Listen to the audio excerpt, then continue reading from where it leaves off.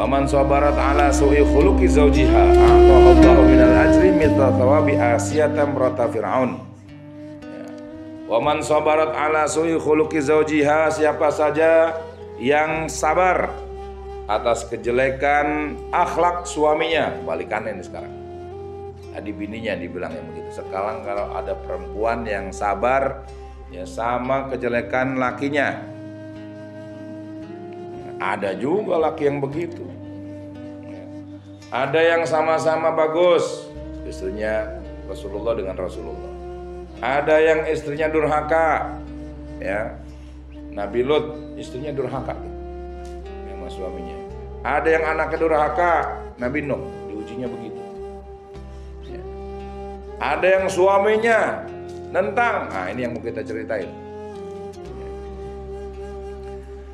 Apa ganjarannya? A'tahallahu minal ajri, Allah akan berikan ganjaran mithla thawabi Asiyata imrata Fir'aun, ya, seperti pahalanya Asiyah, ya, istrinya Fir'aun.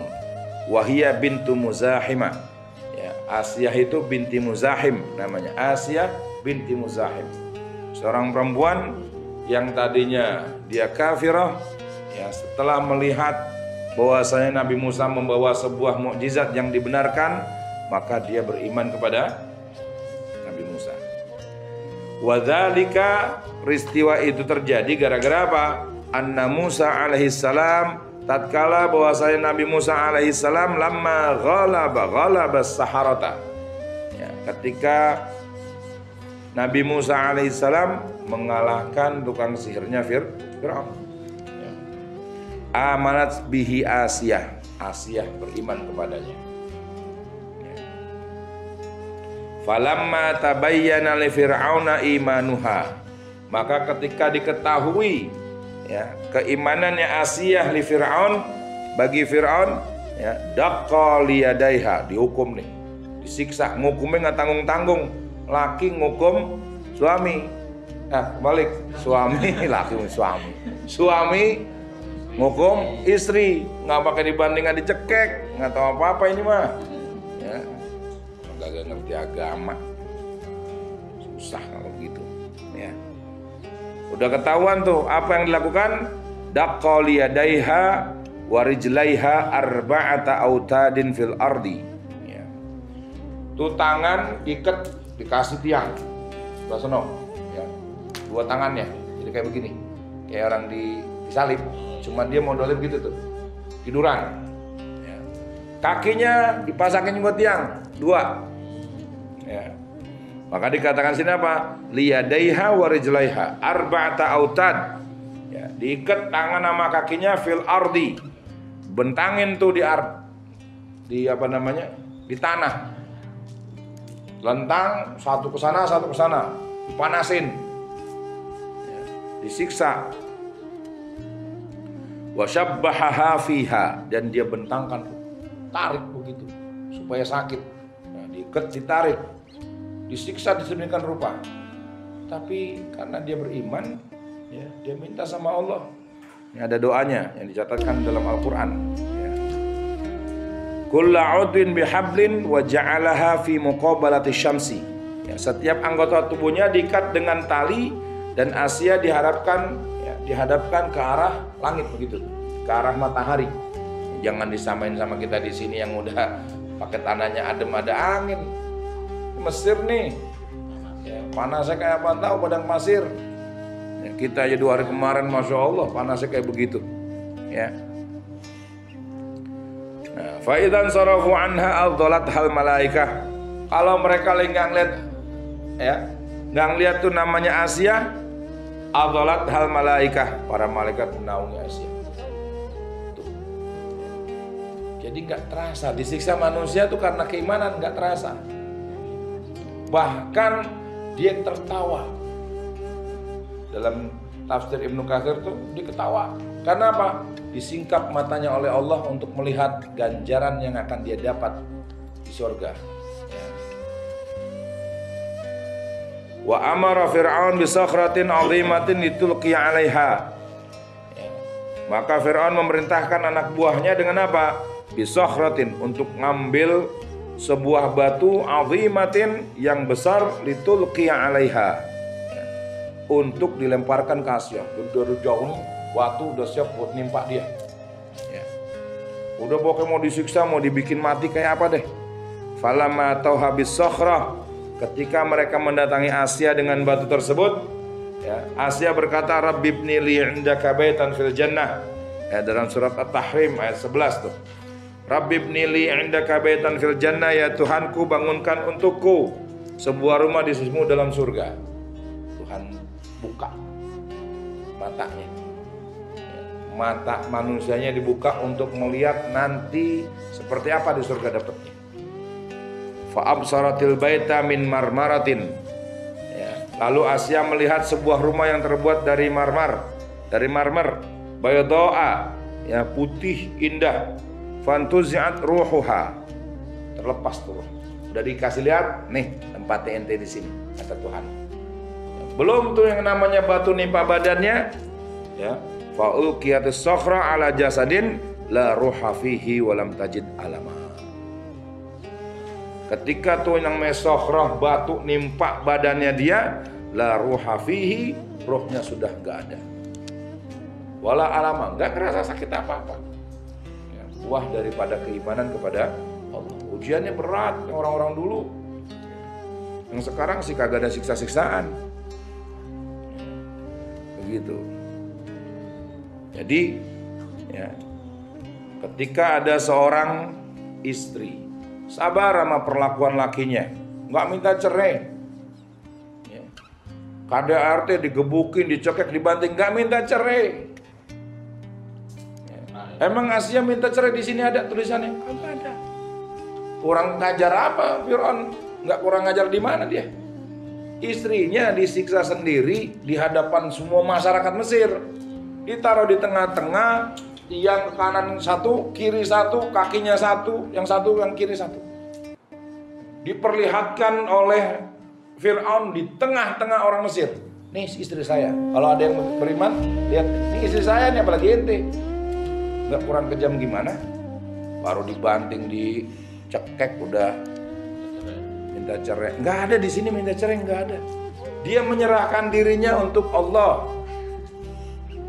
Dia menyerahkan, boleh nggak begitu? Boleh. Emang keimanan itu tidak bisa diukur sembarangan. Nggak ada jadi alasan orang ketika berantem sama suaminya minta cerai. Nggak ada yang dibenarkan dalam syariat. Saya dapat aduan anak murid saya. Dia bilang, saya diduain sama suami saya. Suami saya udah nikah lagi. Udah nikah lagi, punya anak. Saya minta cerai. Saya tanya, alasan mana yang membolehkan Anda minta cerai? Cari di kitab, bawain ke saya. Selama tuh suami menggunakan haknya, melakukan kewajibannya, nggak ada. Ya. Asia nggak tuh minta cerai. Ya. Pelajaran penting nih. Ya. Kalau orang sabar, lakinya masya Allah. Saya pernah punya juga tuh. Ya, orang tua murid masya Allah. Suaminya angkatan laut, tapi temperamental. Itu sampai bukti-bukti fisiknya dikirim ke saya. Muka udah nggak ada bentuknya. Orang kurus banget sampai gendut. Muka udah bengkak, sebengkak-bengkaknya muka. Gak minta cerai sampai hari ini. Masya Allah. Dia pahami betul tuh. Yang namanya nggak boleh minta cerai. Kewajiban saya nurut sama suami. Urusan suami mukul saya, di akhirat dituntut nanti. Di akhirat pasti dituntut. Jangan permasalahan masalah yang mukul. Benang sama jarumnya aja ketuntut. Hak dan kewajiban kita nih, di dunia ada hak orang lain yang kita ambil. Ada hak orang lain yang kita ambil tanpa sepengetahuan dia. Zalim kita ngambilnya, di akhirat pasti dituntut. Mending kalau satu, kalau banyak yang ngambil, ya yang diambil, ya Allah.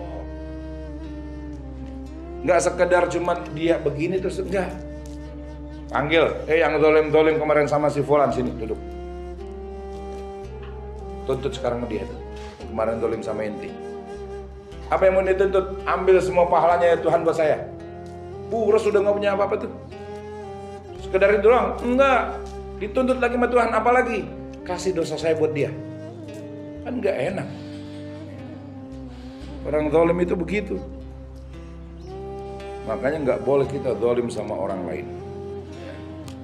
Biarin orang zalim kita, udah sujud sama Tuhan, minta maaf ya Rabb, kalau memang saya dizalimi, saya mohon maaf, ya kuatkan saya nggak bisa nentang. Tapi di akhirat sudah pasti tuh.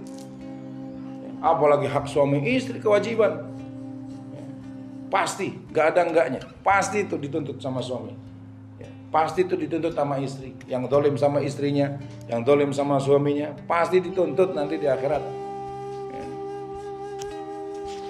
Makanya kita penting perlu belajar supaya kita paham. Ada batas-batasan. Qala sayyiduna ay akramuna al-habibu ay al-mahbubu as-sayyidu Abdullah al-Haddad sahibu tariqatul masyhura wal asrarul katsira. Berkata Tuhan kami ay akramuna, yakni orang yang kami muliakan, al-habibu, ya, yang dimaksud oleh beliau adalah Al-Imam Al-Haddad, yaitu Al-Mahbub As-Sayyid Abdullah Al-Haddad. Al-Habib artinya Habib itu Al-Mahbub. Kalau kita ada namanya Habib, ya. Kenapa disebut Habib? Dia itu mahbub, dicintai, ya. Abdullah Al-Haddad yang disebut sini adalah Al-Imam Abdullah bin Alawi Al-Haddad, sahibut tariqah al-masyhurah, seorang ahli tarikat yang termasyhur, wal asrarul katsirah, dan ahli ilmu rahasia. Fastilahu ba'di ahlil baladi anna dzurriyyata Rasulillah idza kana dzakaran yuqalu lahu habib wa in kanat unsa yuqalu laha hababatun. Maka adapun istilah ba'di ahlil bilad, sebagian penduduk negeri, anna dzurriyyata Rasulillah idza kana dzakaran yuqalu lahu habib, bahwasanya keturunan Rasulullah yang laki-laki, ya, disebut Habib. Ya, dan di sini nih, kalau orang nggak pernah baca begini nggak ngerti Habib nanti. Wa in kanat unta yuqalu laha hababah. Bila perempuan disebut hababah. Ya. Kalau dia itu laki-laki disebut Habib. Kalau dia perempuan disebut hababah. Ini catatannya Imam Nawawi nih. Yang dimaksud dengan yang dikatakan oleh Al-Habib Abdullah bin Alawi Al-Haddad adalah ar-rajulul kamil ay fi dinihi, laki-laki yang sempurna dalam agamanya, ya, walladzi yusamihu, yaitu orang yang pandai bertoleransi, ayyusahilu, mempermudah, fi huquqihi, ya, dalam hak-hak dirinya, kazinati, seperti berhias. Wala yusamihu fi huquqillahi ta'ala, ya, orang yang tadi disebut laki-laki yang sempurna itu tidak bersikap toleransi fi huquqillahi ta'ala, pada hak-haknya Allah.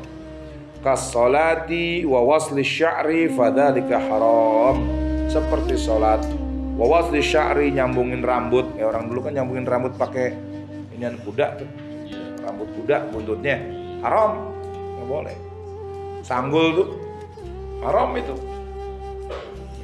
Kan cuma sebentar doang Ustaz, saya mau pakai sanggul pas lagi nikahan, haram. Yang haram nggak boleh namanya dipakai, haram.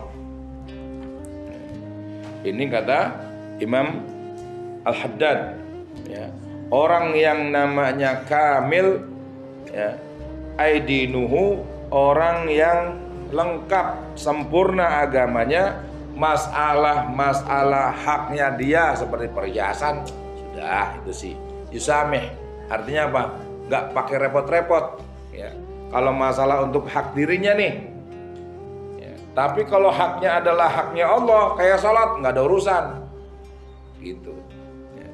Laki-laki sama istrinya nih, Neng, ayo buruan sholat, ntar aja, ya. Misalnya jawab istri begitu, haknya suami itu negur begitu. Ya, kalau sudah hak Allah yang dilanggar, nggak boleh. Warrajulun naqis, dan laki-laki yang kurang sempurna dalam agamanya, walladzi yakunu 'alal aksi, kebalikannya, ya, bi ayyattasi'a fi huquqillahi ta'ala, ya, dia anggap enteng hak-haknya Allah Ta'ala, wala yatasnya fi huquqi nafsih, tapi hak dirinya harus dipenuhi. Haknya Allah enggak. Ya. Itu yang cerita siapa? Al-Imam Al-Habib Abdullah bin Alawi Al-Haddad radhiyallahu anhu. Ya, dicatatkan oleh Imam Nawawi dalam kitabnya ini.